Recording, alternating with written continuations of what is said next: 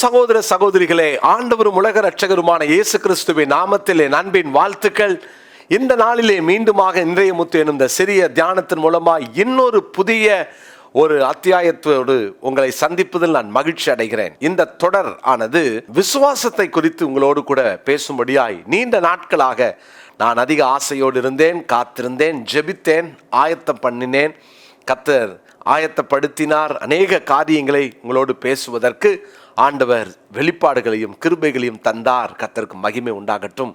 பிரியமானவர்களே, விசுவாசத்தில் நம்ம எல்லாரும் வல்லவர்களாக மாறணும். ஆமென். விசுவாசத்தில் நம்ம நிற்க போகிறோம். விசுவாசத்தினால் வராத யாவும் பாவம் என்று வாசிக்கிறோம். இன்றைக்கு அந்த விசுவாசத்தினுடைய மகத்துவத்தையும் விசுவாசம் எப்படிப்பட்டது என்பதையும் தொடர்ந்து இந்த விசுவாசம் எவ்வளவு ஜாக்கிரதையாக காக்கப்படணும் அப்படின்றதையும் நான் உங்களுக்கு சொல்ல விரும்புகிறேன். பிரியமானவர்களே, இந்த முதல் நாளிலும் நாம் இந்த விசுவாசத்தை நாம் எப்படி பெருக வேண்டும் என்பதையும் இதனுடைய ஆழங்களையும் கற்றுக்கொள்ள போகிறோம். என்னோடு கூட வேதத்தை திருப்பிக் கொள்ளுங்கள். எபிரேயருக்கு எழுதின நிருபம் 11ஆம் அதிகாரத்தின் முதலாவது வசனத்தை நான் வாசிக்கிறேன். எபிரேயர் 11:1, விசுவாசமானது நம்பப்படுகிறவைகளின் உறுதியும் காணப்படாதவைகளின் நிச்சயமுமாய் இருக்கிறது. விசுவாசமானது நம்பப்படுகிறவைகளின் உறுதியும் காணப்படாதவைகளின் நிச்சயமுமாய் இருக்கிறது. நான் பார்க்கல, ஆனால் நான் நிச்சயித்திருக்கிறேன். நான் பார்க்கின்ற ஒன்று நான் நம்புகிறேன். அதுவும் சாதாரணமாய் அல்ல, நான் உறுதியோடு கூட நம்புகிறேன். சில நேரம் நாம் நம்புகிறது மாறலாம், அது ஒருவேளை தவறாக போகலாம். ஆனால் நான் உறுதியோடு இருக்கிறேன் என்று எந்த நம்பிக்கையிலே அந்த உறுதித்தன்மையை காட்டுகிறோமோ அதுதான் விசுவாசம். காணாத ஒன்றை நான் நிச்சயித்திருக்கிறேன் அல்லவா, அதுதான் விசுவாசம். அந்த விசுவாசம் தான் முன்னோர்களிடத்திலே, ஆதி பிதாக்களிடத்திலே இருந்த விசுவாசம். அந்த விசுவாசம் ஒருவேளை 2ஆம் 3ஆம் தலைமுறை கிறிஸ்தவர்களாய் இருப்பீர்கள் என்றால் உங்களுடைய முன்னோர்களிடத்தில் அந்த விசுவாசம் இருந்திருக்கும். தீமோத்தேயுனுடைய அம்மாவுக்கும் பாட்டிக்கும் அந்த விசுவாசம் இருந்தது. ஆனால் இன்னைக்கு வர வர அந்த விசுவாசத்தின் அளவுகள் எல்லாம் குறைந்து கொண்டே இருக்கிறது. விசுவாசத்தில் நிற்க பழகலை. விசுவாசத்தில் நிறைய நேரம் தடுமாற்றம் வருகிறது. சில நேரம் விசுவாசிக்க முடியல. சில நேரம் கூகுளை விசுவாசிக்கிறோம், டாக்டரை விசுவாசிக்கிறோம், லாயர்ஸை விசுவாசிக்கிறோம். ஆனால் தேவனால விசுவாசிக்க முடியல. இதெல்லாம் சாத்தியமா, நடக்குமா அப்படின்னு நம்ம விசுவாசத்தில் ஒரு காலத்தில் ஸ்ட்ராங்காக இருந்தவங்க கூட இன்னைக்கு இப்படிப்பட்ட கேள்விகளை கேட்குறாங்க. ஒரு நாள் ஒரு அருமையான ஒரு சகோதரனோடு ஊழியக்காரரோடு பேசிக்கிட்டு இருக்கும்போது அவர் சொன்னார், ஒரு காலகட்டத்தில் கர்த்தருக்காக வைராக்கியமாக ஊழியம் செய்த அந்த சகோதரன் அற்புதங்கள் அடையாளங்கள் எல்லாம் நடக்குமா, அப்படிலாம் இருக்குதா உண்மையாவே அப்படின்னு சொல்லி சந்தேகத்தோடு கேட்டார் என்று சொல்லும்போது எனக்கு ஆச்சரியமா இருந்துச்சு. ஏன்னா அப்படி அற்புதங்களுக்காக ஜெபித்தவர்கள் கூட இன்னைக்கு அந்த விசுவாசத்துல கொஞ்சம் தடுமாற்றங்கள், அதெல்லாம் நடக்குமா? சிலவங்க சொல்லுவாங்க, என்னதான் இருந்தாலும் நம்ம ஞானத்தை பயன்படுத்தணும், கர்த்தர் நமக்கு அறிவு தந்திருக்கிறார்ல அப்படின்னு சொல்லுவாங்க. இந்த விசுவாசத்துக்கு முன்னால இந்த அறிவு ஞானம் இதெல்லாம் தோற்று போகும். விசுவாசத்துல உறுதியாய் நிற்க தேவன் நமக்கு கிருபை தருவாராக. நான் ஒரு வசனத்தை உங்களுக்காக வாசிக்கிறேன். கொலோசியருக்கு எழுதின நிருபம் 2ஆம் அதிகாரம் 7ஆம் வசனம். கொலோசியர் 2:7, நீங்கள் போதிக்கப்பட்டபடியே விசுவாசத்தில் உறுதிப்பட்டு ஸ்தோத்திரத்தோட அதிலே பெருகுவீர்களாக. நீங்கள் விசுவாசத்தில் உறுதிப்பட்டு ஸ்தோத்திரத்தோடு அதிலே பெருகுவீர்களாக. இன்னைக்கு அந்த விசுவாசத்துல உறுதியா நிற்கணும். அந்த விசுவாசத்தில் ஒரு நாளும் தளர்ந்துடக்கூடாது. ஆதியில் கொண்டிருந்த விசுவாசத்தை பல நேரங்களில் நம்ம தொலைச்சிடுறோம்.